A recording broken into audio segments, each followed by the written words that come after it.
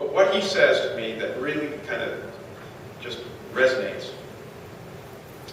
in my hollow head is that for centuries and centuries and centuries and centuries, humans lived off the land, and they were family farmers. This was a high-skilled job because if you screwed up, you were dead. You didn't need to, okay? And if they weren't on the farm, they were in little craft industries making implements for the people on the farm, or for people to have, windows, put a little window in their house, or various artifacts in the house and the like, pots and pans and things. So they worked in these small foundries, maybe 8 people. The Industrial Revolution came along, people left the farm. They left those craft industries, and they, for their livelihood, became dependent on these big companies. These big companies, right in here, hired tens and tens and tens of thousands of people. They left the farm, they started work. Their economic livelihood was dependent upon these companies. These companies have abandoned them, he says. They've left. All these millions of people now are back on the land. It's a little experiment that lasted a little while, and now they've abandoned us. What takes its place? What happens to these millions and millions of people who were dependent upon these companies for their livelihood? And he doesn't really have an answer for that. And I frankly don't either. I think, maybe it's innovation in small companies. We need to teach entrepreneurship. We need to make sure people are starting companies and trying to live the American dream. But we need.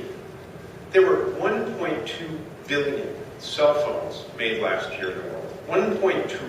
Does anyone not have one? 1.2 billion cell phones. We didn't make a one of them in the United States. There are a lot of people making cell phones in the world. And it's true with so many industries. It's true with so many industries. So the president is waking up a little bit. The team is finally waking up thinking, they still haven't articulated. I didn't hear it articulated last night. I heard the president say we have to stop tax cuts for companies that are moving their production offshore. Maybe there's somebody, maybe Scott knows, Scott Paul from the Alliance for American Manufacturers, knows what they are. I don't know. He's been saying it for years. We've got to stop the tax cuts for the people who are outsourcing. Well, what are they? And if they're so bad, why don't you just change them, okay? You saved the banks in a week. Why don't you save our goddamn economy in a week? You can do that in a week. Quit talking about it. Well, I hear him again last night. It sounds like a damn guy on the campaign trail in Ohio trying to buy votes. It bothered me. I guess you can tell.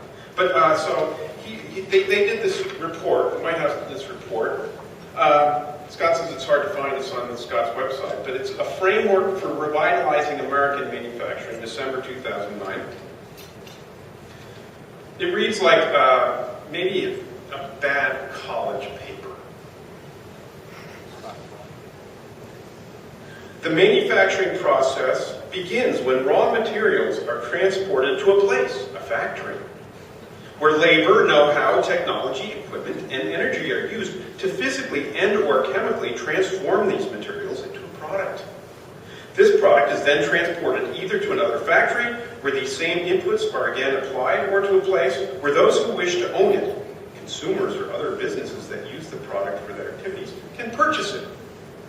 A single product is frequently sold to end users, who are located at distances far from the final manufacturing facility, including in other countries.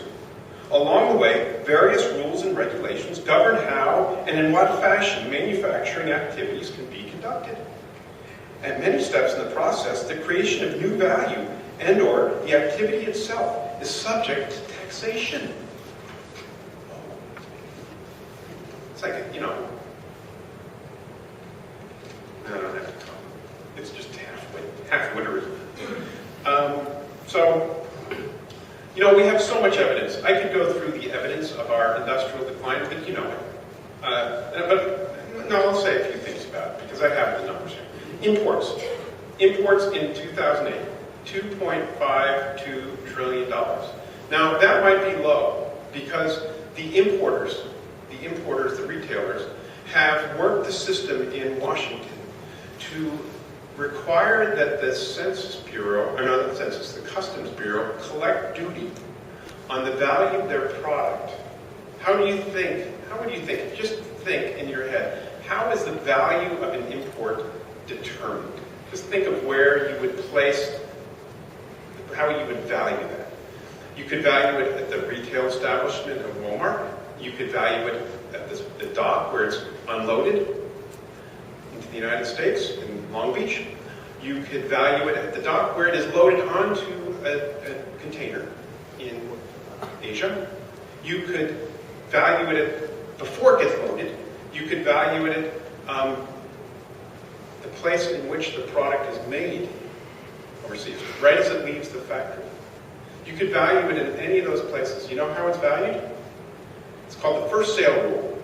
It's valued at the point in which it leaves a factory, not the point in which it comes onto the container vessel and come to the United States. This way, our retailers don't have to pay such high duties because the value of the good is much lower.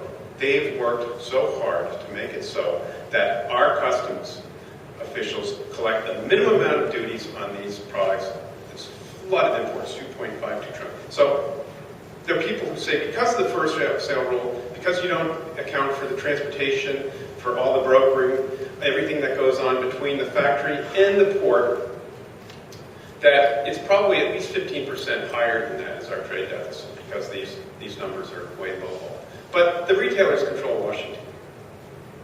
Manufacturers don't control Washington. They used to. You know, what's good for America is good for GM, but they don't anymore. So imports were 2.52 trillion. That's a low ball. Total manufacturing GDP, this is 2008, was 1.64 trillion. So imports were 2.5. Total manufacturing output was 1.64. Total imports were 17.6% of our economy. That's our money going whoosh, sayonara. That's why we are broke.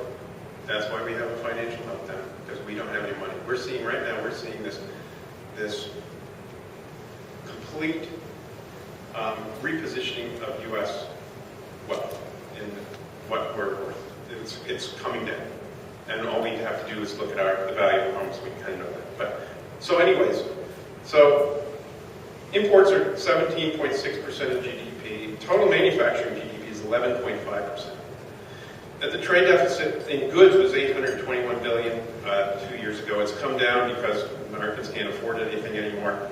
But the trade deficit at that point in 2008 was, with the difference in services exports, it became a $700 billion total trade deficit. That's more than $2,000 for every American. You hear these apostles of denial saying, Walmart saved the average American family $2,000 because of cheap imports. Well, our trade deficit is $2,000 for every American. A family of four, that's at least $8,000 of debt. That doesn't include, the interest payments that we have to make on that debt.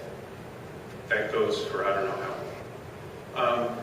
Charles McMillan, who just wrote a piece for us in our issue, he's an economist in Washington, D.C., he says that we're paying now more to China on the interest on the debt they bought from us than our companies are making in profits and repatriating in the United States. So we're actually paying them now for them to hold our debt. That's a big money maker for them.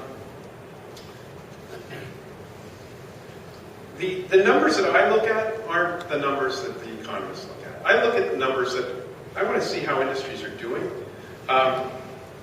The numbers that intrigue me are like the printed circuit board industry. In 2000, that was an $11 billion industry. You have to have a printed circuit board industry in order to have a high-tech enterprise.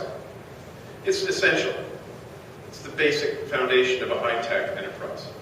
In 2000, the U.S. printed circuit board industry